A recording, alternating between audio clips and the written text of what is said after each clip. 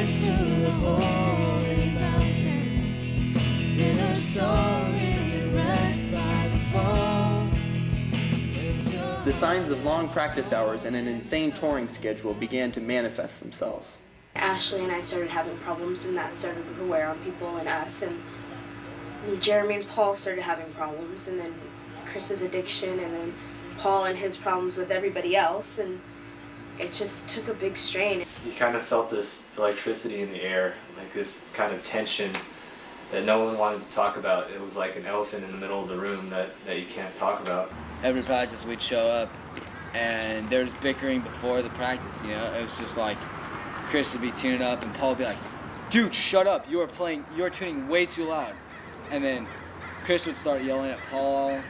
Yeah, we put on a good act, and when we were up there, we just performed, but nobody saw what it was like behind the scenes. There had always been a tension between Paul and Jeremy, but it began to climax to a point that was destructive.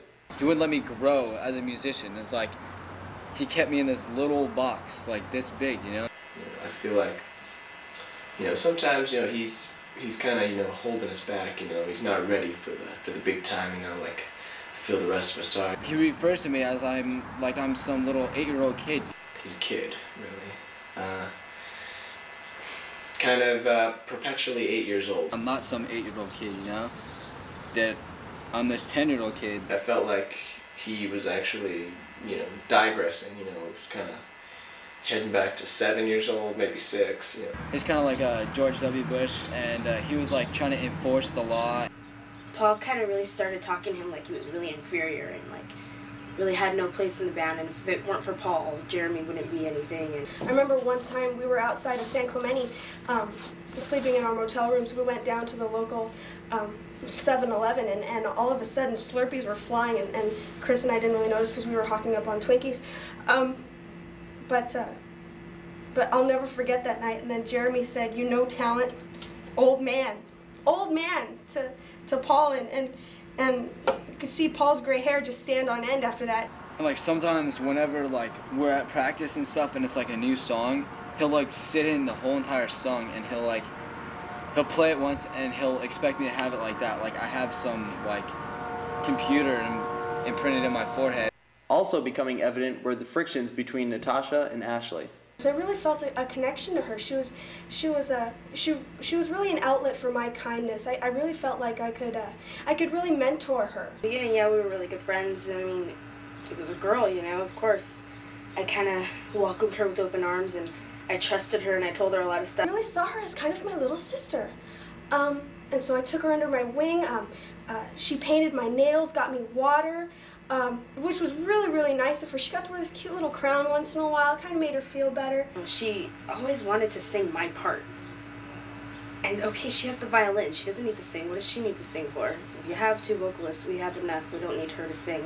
I tried to suppress my talents and everything, not to make her feel too shut out of the band, but you can't hide real talent. She decided she was going to move in on my men and try to be better than me. Before we had Ashley, Tosh didn't really worry about anything because there was another girl, but as soon as she found out that it was an Ashley, maybe first she might have thought it was a guy like that guy from O-Town. All the guys' attention went from Tosh to Ashley. All of a sudden, all the guys were always like, "Oh, Ashley, can you make it? Oh, Ashley, do you need a ride?" Instead of, "Oh, Tosh, do you need a ride? Oh, Tosh, you need help?" We always helped Ashley. I'd always help her carry her bags to her car after. I'd help her carry her violin. I'm just not cool with that. She needs to learn her place and not step on people's toes, because that's just not cool. You don't come in and start acting like you own the place. I'm sorry, but it doesn't work that way, sweetie. Tosh was severely bitter. Turned to a lot of root beer and diet soda. Soon the tensions became more than they could bear, and the band decided it was time to part ways. I was really the only one who was, didn't have any problems. I mean, I was, basically fine. I just had it up to the top of me, I was like right here. I was about to explode. One day Paul was just like, "All right, dude, this is how you do it." I got up from my set and I chucked my sticks. I was just fierce, and I walked out.